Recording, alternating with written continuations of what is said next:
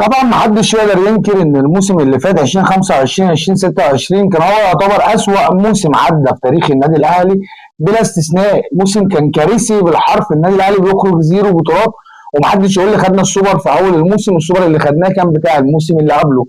فبالتالي حرفيا النادي الاهلي خرج من الموسم زيرو بطولات، ودي كانت حاجه كارثيه. ازاي النادي الاهلي يحصل فيه كده؟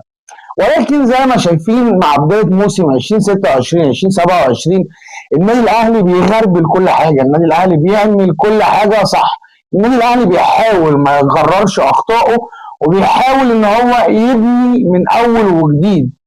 وفكره بنايه النادي الاهلي من اول وجديد، النادي الاهلي قرر يشتغل مع الفريق الاول، ومش كده بس، ده النادي الاهلي بيقرر ان هو يشتغل بفكر احترافي وفكر مختلف في قطاع الناشئين. وده اللي انا جاي اقوله لك النهارده.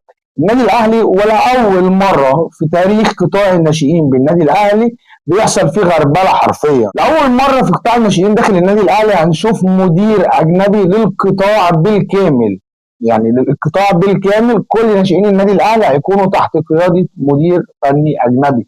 طبعا كل الاجانب اللي جايين يشتغلوا في قطاع ناشئين النادي الاهلي هم من هولندا، فبالتالي مدير فني اجنبي لقطاع الناشئين بالكامل، مدير اجنبي لفريق 2013، وبرضه مدير اجنبي لفريق 2007.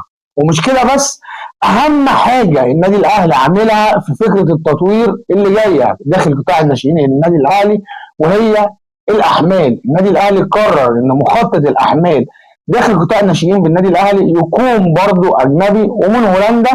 النادي الاهلي بيبني فكر جديد، النادي الاهلي بيبني من تحت، يعني زي ما بنقول هو بيبني اساس صح علشان يوم ما يتصعد للفريق الاول تكون عندك لعيبه واثقه من نفسها واقفه على رجليها تقدر تفيد الفريق وتقدر تحقق للنادي الاهلي كل البطولات اللي ممكن يكون بينافس عليها.